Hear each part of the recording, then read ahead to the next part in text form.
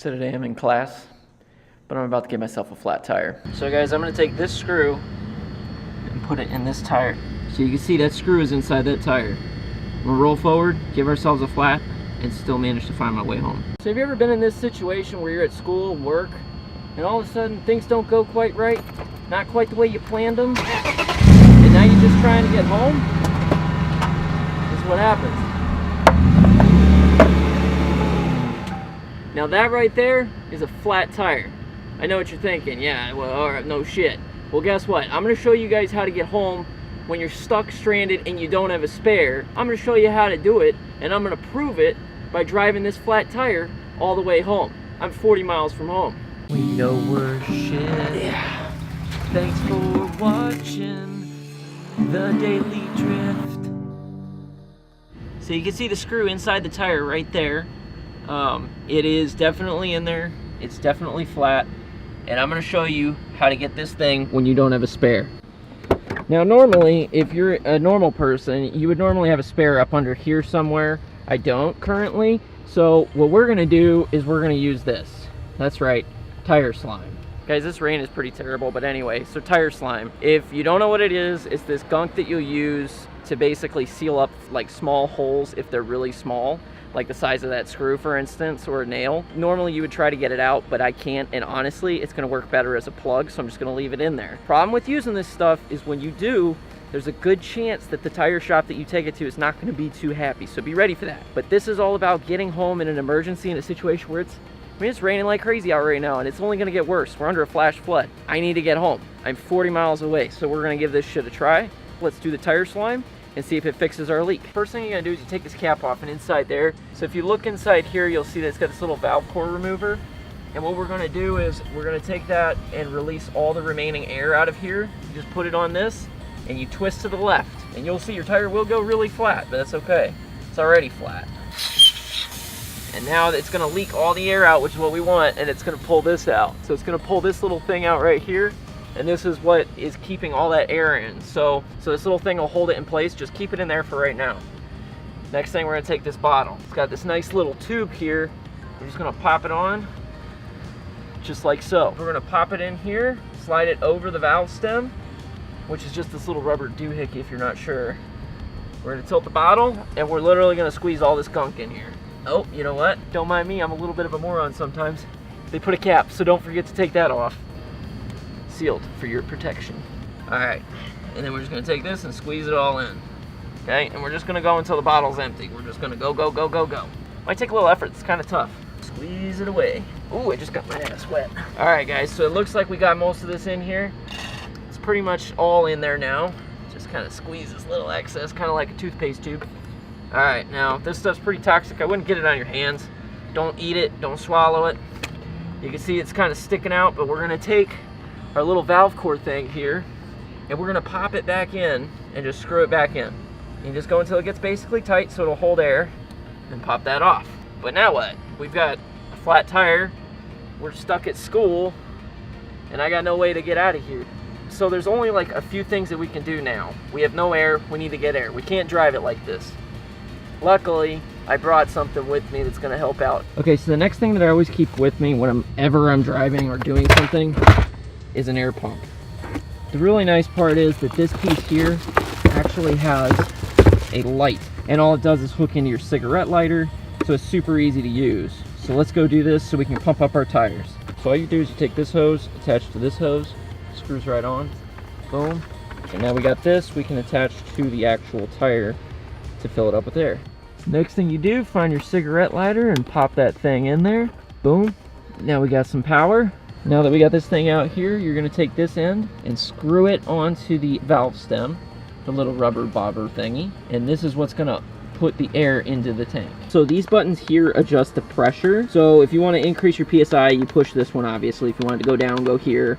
But it comes stuck at 35 from the factory. Most tires are 35 PSI. But if you don't know, you can look on your tire and it will say on here what your PSI range is. There's a little marker that says exactly what the PSI is for this tire.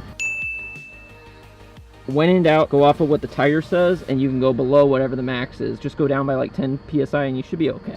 And don't forget to start the car, because this thing won't work if the car's not running. So the next step, all you do is hit the power button and let it pump. And now we wait. Cool little fact, right there it'll tell you what the PSI is, so it has its own air gauge built in, so you don't need one. It's digital. Another reason why I like this thing. It's almost there. 34.5, 35. Now it should shut off. Yep, there we go. Okay, it shut off. So once it shuts off, you just unscrew this real quick so you don't lose a lot of air. Put the valve cap back on, and then what we're gonna do is I'm gonna roll the car forward, roll it back. We're gonna wait a few minutes and we're gonna double check the pressure to make sure we're not losing air. And if all's good, then the tires should be good. We should be able to get home on this. So it's good for about 60 miles. I'm gonna be traveling about 45 miles on this. So I'm gonna go move the car forward and back, and then we'll double check our pressure and see where we're at.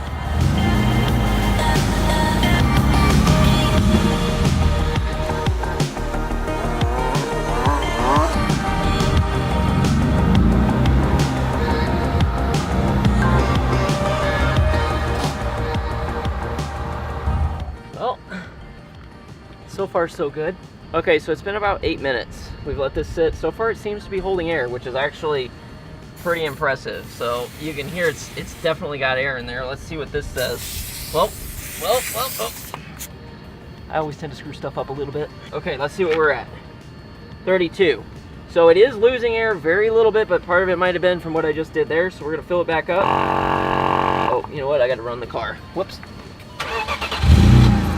Okay, so now it's running again. We're just gonna go ahead and crank it back up just to be safe. Cool. I'm gonna say that that's good. We'll put this cap back on, see how it does. I wanna see if I can find that nail so I can show you that it's still in there. So yeah, you guys can see the screw's still in there. It's full of air. And we should be able to get home on this tire. So guys, I've just been spending the last like 30 minutes trying to figure out why all of a sudden the dang car doesn't want to start. Like nothing. I go to click, nothing. No lights, clutch is in, nothing. There's no power. I'm pretty sure it's something with the battery. So I'm gonna show you guys what to do if this shit happens to you. Okay, so battery's not working. Obviously I can't start the car. I probably need a jump. It's probably a dead battery. Could be something else, but let's go take a look. Most regular car batteries are usually up in the front portions of the car, somewhere up here. Mine happens to be located in the back. One of the things to check when the battery's not working is to check your fuses. Sometimes these things can be blown, and I always keep spares with me. You pull a fuse, so when you look in there, you can see that little line that goes through there. You want to see if there's any breaks in it. If there is, it means it's blown and it needs to be replaced. I also got this nice big box of fuses just in case. Luckily, none of my fuses are blown, but I always keep spares of fuses because you never know when it might blow from a short or something stupid. So always keep fuses on hand. Okay, so on my car, it's hidden up under here in the back. If you have a normal car, it's probably up in the front. But one of the things you want to check is you want to check these terminals and see if these terminals have any corrosion. Mine obviously don't because it's inside the car. The next thing is to check your grounds and see if there's any play, and it looks like mine has a little bit of play in it. So I'm going to tighten that up and we'll see if that helps, and then we'll try something else if that doesn't work. This tool right here is probably one of my favorite tools. I call it the adjusty wrench. It can do multiple different sizes, and I always keep one in my trunk because it doesn't matter what size I need, this thing can pretty much do it all. So I'm going to use this and I'm going to tighten this up a bit, make sure everything's good, and then we'll go try to start it. Alright, so that should be tight. Not really moving anymore, so that should be good. Let's go see if we can start it. Okay, see if we got this. Here we go. Still nothing. Okay, so it's not starting. We checked the grounds. Grounds are good. So the next thing is we're going to try to jump it. I mean, for me, I have no problem asking somebody for a jump. I always got jumper cables. But some people, they don't feel comfortable asking other people, especially if you're stuck on the side of the road, or maybe it's late, it's raining, whatever. Sometimes people just don't want to help because people are assholes. That's why. If you're like me and you want to be independent, I'm going to show you what I use to jumpstart a car where I don't need nobody's help. So let me go get it and I'll show you. So guys, what this is, it's called the Genius Boost. It's some like brand, I don't know. It's on Amazon. I got links for everything. But honestly, what's awesome about this is it's really small, it's portable. It also has lights just like the other thing did. See if I can turn it on. There we go. So you can see this thing's got lights just like the other one, but this one's got a little bit more options. It's got little flashers, strobes, so that you could have this set up on the side of the road if you know, if it's late, you can't see and you need people to watch out. That's awesome. Another thing, when you get it out the box, you got to charge it so it's 100% charged. I charged mine the other night and got it ready just to make sure I always keep this thing full. You want to check it every now and again, don't let it get drained. But what this thing's going to do is it's going to allow us to jump start our car without the use of another car. That's the best part. So all you got to do the jump is you got to take this end of your cables, and it goes into the 12 volt out. There's only one side, it's where the lights are. Pop this little rubber grommet out, boom. And luckily it only goes on one way. You can see there's a square and a circle. So if you're the kind of kid that was terrible at that game, putting squares inside circles, and you couldn't figure it out, you might have trouble with this. You might struggle a bit. I wouldn't suggest messing with this much voltage if you're that dumb, but if you're not that dumb, it's pretty simple. Pop it in there, boom. Now, when you use these, red is your power, positive, black is the negative. Usually your battery will have the same exact colors. Match them up, don't let them touch. Dangerous, don't do that. So I'm gonna go hook these up and then we'll go jump it and see if it starts. All right, so first things first, hit the power to turn it on. Attach the red clamp to the red wire, and then attach the black clamp to the black wire. Boom. And now you can see it's jumping. It's automatically doing its thing. And now we'll just go start the car. So let's see if we can get this thing started. I'm gonna go ahead and give it a shot. That thing back there should be jumping it and we should be good to go. Look at that. That's awesome. All right, cool. All right, so now I'm gonna go back here and I'm just gonna shut off, unhook all the cables and get it ready to go. Okay, we got that off.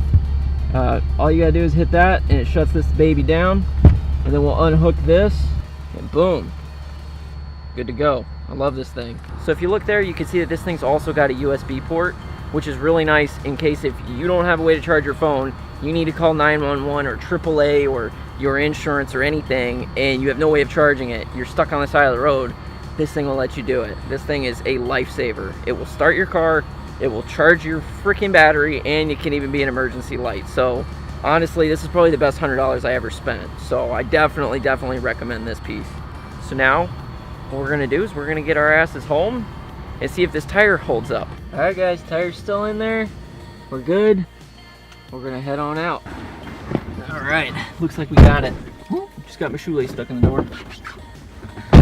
I'm always the klutz. So now we're gonna try to make it all the way home. It's about 40 miles. We'll see how it works. I hope this stuff holds up, and if we get stuck on the side of the road, I will definitely stop and show you. So here we go.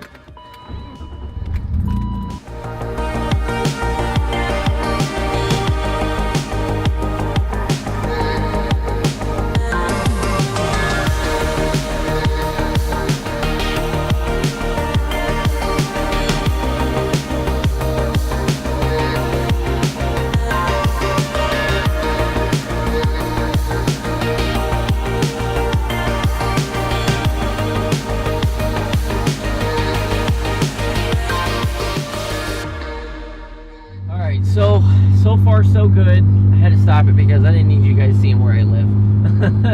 But I'm literally almost home. I can't believe that it's made it this far already. It's pretty incredible. But this is emergency situation. Like if you need to get home, who cares if you have to pay a little extra for a tire? Like that's not a big deal when it comes to your safety. That's a little bit more important, I'd say. So, and it looks like I'm gonna make it all the way home on this inflated tire with the tire slime and that screw still in it. And I'm gonna prove it to you that it's still in there. As soon as I park, I'm gonna pull out and I'm gonna make it to where you can see that this thing is legitimately stuck in my tire still. Like, I'm not even gonna stop recording, okay? So, I might fast forward a little bit, but I'm not gonna put any cuts because I want you to see that I'm being truthful with you. So, don't mind me as I try to do this. I gotta get you off of here. It's gonna be a little loopy. Watch out for the loops. It's gonna be a little sick here. I apologize. Oh, all right. Oh, there we go. I caught it. Okay. All right. Are you still there? Okay, we're still there. All right, let's get out here and see if we can find this thing real quick. It's still raining. Holy shit, this is terrible. Okay, so here we go. We're gonna go to the back. We're gonna go back here. See if we can see the nail. Where is it? Oh, look at that. Boom. You can see the nail right there. So I would say that this stuff legitimately works. It got me home and it's still holding air, like with a screw in it. So there you go. Now I'm gonna get this tire off and show you guys the screw, make sure that you guys know it's legitimately still in there. Boom. That's that. So there it is, guys. Nail is still in there. You can see it's actually changed color from being rubbed on the ground. So you guys can see here that this thing actually worked. I drove with a nail in it for 40 miles in the rain, and I made it home safe. Proper planning prevents piss poor performance. Remember that. So just so y'all know, I'm not sponsored by any of these companies. These are all products that I actually purchased and I actually have inside my car. I don't want you to think that this is like a hashtag ad or anything like that, because it's not. I wanted to put it to the test myself so that way you knew whether or not it would actually work. You know, I didn't even know if it was going to work when I did it. I need you to know that this was a legitimate try and that I actually did all these things. Hope you guys enjoyed it. Hopefully, if this becomes helpful to you, if you're ever, God forbid, in one of these situations, I hope that I helped you out, and I hope that y'all will stick around. So consider subscribing, because I got a lot of other stuff coming out. I don't always do videos like this, but I'm always having fun. You get to see a little bit of my life and what I like to do. Usually it revolves around cars or fitness. If you like any of those two things, then you probably like this. And I'll see y'all later. So when you use an impact, you have to make sure it's going the right way. So this is what a normal nut looks like, nice and pretty. Well, I thought it was unloosened, but that right there's the washer. And look at that, pretty nice. Oh my God. Yeah, destroyed. Well, you win some, you lose some. Don't give me impact guns.